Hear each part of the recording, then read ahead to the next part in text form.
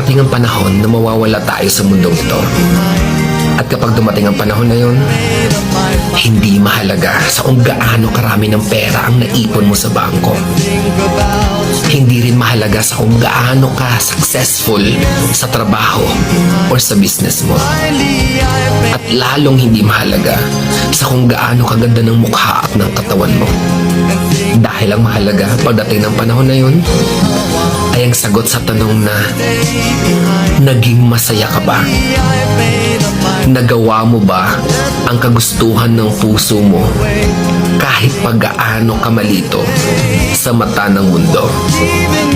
Dahil sa huli naman, ikaw naman magdadala ng mga memories na yon sa libingan mo.